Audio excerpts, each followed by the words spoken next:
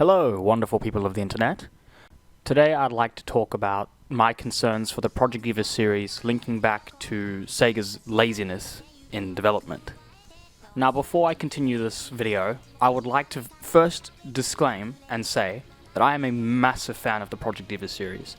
I've been around since, early 2015, and I've bought every single game thus far. And I prefix this because my intentions are for the best of this series. Now, to continue, I'm going to give a brief rundown of the Project Diva series so far. Thus far, every Project Diva game from Project Diva, the original game on the PSP, to Project Diva F Second has been Sega's best pieces of art, their best games. And I say this because in their newer games, such as Project Diva X, their PVs haven't been storytelling. They've been a character singing the song on a live set.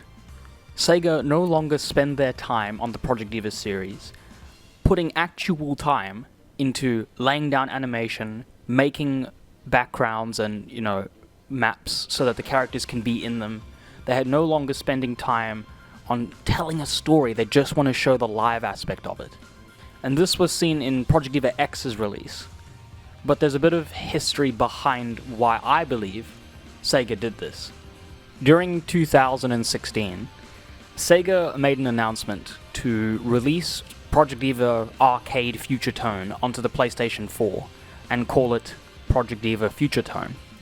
Now this is a fantastic idea for the consumer. It brings the arcade version of the game into their living room. And I honestly believe that Sega's intentions were good to release this to the public. But there's a bit of a drawback here, and that was to make Project Diva Arcade Future Tone, or Project Diva Future Tone, onto the PS4 is a very easy task. It requires basically copying the files off of the arcade, which is basically a computer, if you guys didn't know. The Project Diva Arcade Future Tone machine is basically a x64-bit computer that's locked down. And all Sega did was they took their game that they already made. They didn't remake Future Tone for the PS4. They just simply copied it, compiled it, which means you convert the programming language into the file format that the PS4 can read, and just stuck it on the PS4. Now, from what Sega has publicly shown, this is their first case of being lazy. And of course, with good outcome, Sega made quite a bit of, profit from the Project Diva Future Tone release on the PS4. They spent almost no money on making that game, and the money they got out of it was massive, because it was the only way people could get that game in their, room. Sega then announced in late 2016 the release of Project Diva X. Now, this is when Sega started to take a bit of a hit from laziness, or just not really developing a game fully. Now, what Sega did is, in Project Diva X, they didn't make the PVs the same way that they did in Project Diva F Second and the games before that. Instead of making a PV that is dynamic and tells a story, they made PVs where a character stands on stage with a backdrop and just dances on the stage with a microphone or a guitar or whatever and plays the music over that. That is way lazier. And this is shown to be true. If you look at the outcome or the profit margin on Project Diva X, it was pretty bad. The game didn't sell fantastically. Not many people bought it. Now, coming up to 2020, it has been 4 years. It has been 4 years now since 2016's release of Project Diva Future Tone on the PS4. Now I'm starting to see serious problems. They haven't released a new Project Diva F Third or X Second. In fact, I wouldn't actually want an X Second. I want an F Third game with proper PVs that are well made and constructed. Well, coming 2020 now, Sega has announced Project Diva Future Tone for the Nintendo Switch. This is the same kind of laziness that they pulled on the PS4. They are taking the arcade copy, or now their PS4 copy, adding a little bit of shader onto it. They're just changing one file in the game directory, and just putting it through a compiler. Computer does all the work for them, and stick it right onto the Nintendo Switch. It's been 4 years. 4 years since a Project Diva game has been properly released. And they have done nothing. They have taken their same old 2013 Project Diva Arcade Future Tone and released it for the 3rd time. Sure, I understand Nintendo Switch players want to play this game, but really, Sega, why are you wasting your time? Why are you wasting 4 years of your time to re-release something?